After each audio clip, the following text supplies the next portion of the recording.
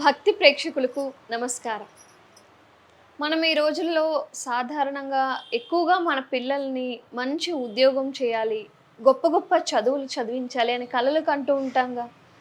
కానీ వాళ్ళ జాతకం ప్రకారం ఏం రాసుంది అనేది మనకి తెలీదు.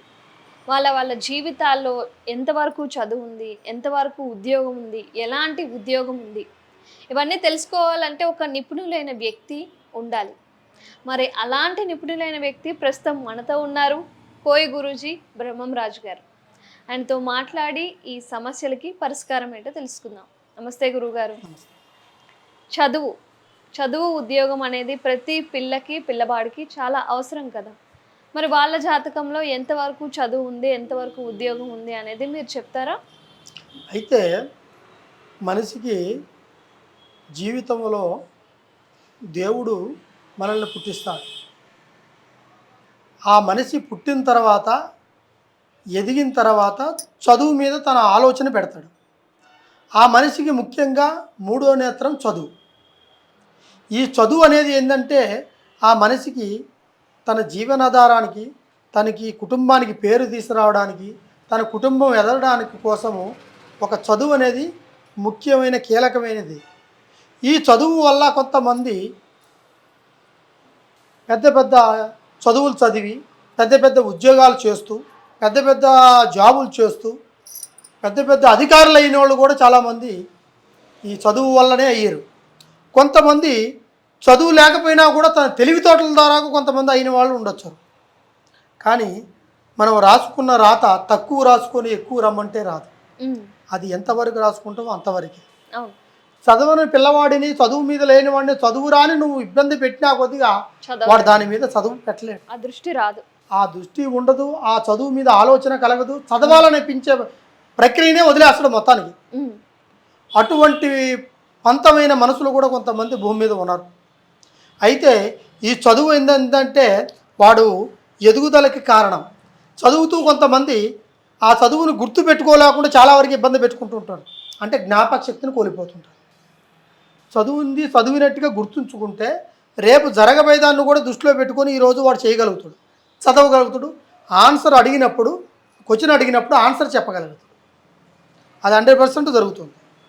అదేవిధంగా ఈ ఒక్క చదువుతో పాటు వాళ్ళు ఉద్యోగం చేయాలి అనే ఒక లక్ష్యం తీసుకొని పెద్ద చదువులు, దీంట్లో ఐఏఎస్ కావచ్చు, ఐపీఎస్ కావచ్చు, డాక్టర్ కోర్స్ కావచ్చు, ఇంజనీరింగ్ కోర్స్ కావచ్చు, సాఫ్ట్వేర్ కావచ్చు, తర్వాత చిన్న చిన్న ఉద్యోగస్తులు అంటే గవర్నమెంట్ ఉద్యోగస్తులు అంటే మున్సిపాలిటీ కాడి నుంచి పెద్ద పెద్ద ఉద్యోగులతో వరకు ఎంతవరకు ఎదిగిన వాళ్ళు ఉన్నారు.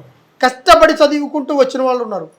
కష్టము పడుకోకుండా చదవకుండా పైన ఎదుగుకుంటూ వాళ్ళు డబ్బును పెట్టుబడి పెట్టుకుంటూ వచ్చి ఆ ఒక ఉద్యోగంలో చేరిన వాళ్ళు ఉన్నారు. ఇట్లా చాలామందికి ఉద్యోగం ముఖ్యంగా అవసరం వాళ్ళకి.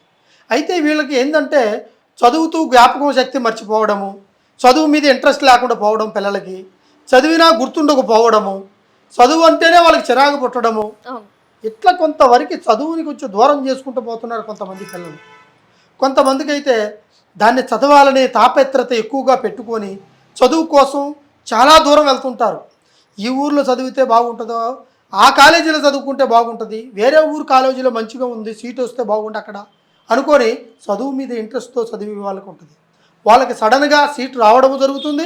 ఆ మంచి ర్యాంకుతో వచ్చిన వాళ్ళకి సీట్ రాకుండా పోవడము జరుగుతుంటుంది.